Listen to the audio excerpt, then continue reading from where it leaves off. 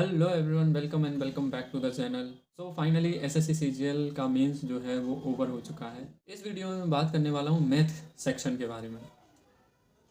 तो पहली बात तो मैथ का जो सेक्शन था वो कम्प्लीटली इम्बैलेंस था।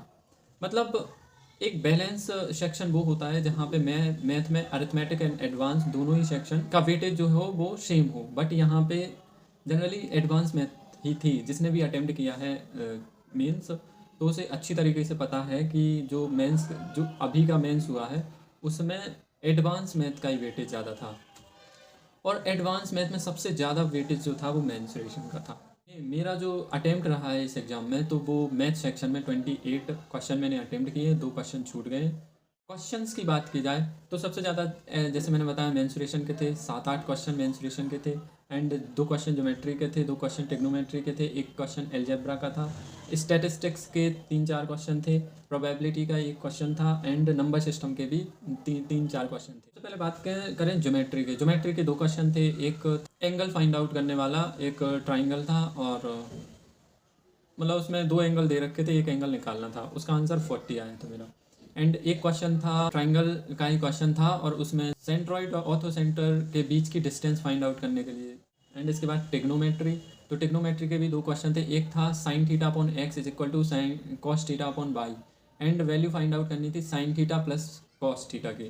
तो इसकी वैल्यू आई थी x plus y upon under root x square plus y square. एक था एल्जेब्रा का क्वेश्चन था, वही x plus one y x की वैल्यू थी, x cube plus one y x cube की वैल्यू फाइंड आउट करनी थी। तो ये एल्जेब्रा का था। एंड इसके बाद मेंसुरेशन, तो मेंसुरेशन में भर भर के प्रिज्म एंड पिरामिड के क्वेश्चन थे।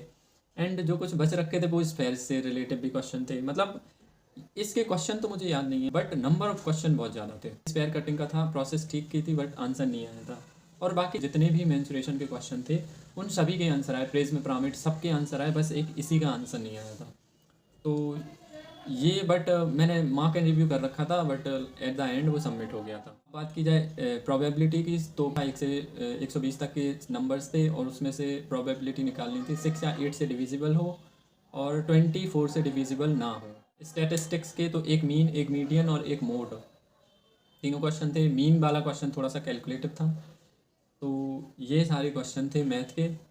और अब मैंने जो छोड़े थे तो एक वो 1 से 100 तक जो नंबर्स दे रखे थे उसके 3 भाजक पूछ रखा था उसमें, तो वो वाला क्वेश्चन मैंने छोड़ दिया था। और एक ये जो पैरेललोग्राम का था, आयताकार समांतर चतुर्भुज, तो वो छोड़ दिया था। वो मैंने सॉल्व कर रहा था वो, लेकिन कुछ सेटिस्फाई नहीं हो रही थी चीज़ें, इस वजह से मुझे एट द एंड वो छोड़ना पड़ा। 28 मेरा अटैम्प्ट है, जिसमें से 27 आई थिंक करेक्ट होने चाहिए। आप लोगों का कितना अटैम्प्ट रहा है ये कमेंट सेक्शन में कमेंट करके जाना। एंड आप लोगों को मैथ्स का लेवल कैसा लगा वो भी कमेंट सेक्शन में करके जाना। एंड मिलते हैं किसी नेक्स्ट वीडियो में। Till then bye bye.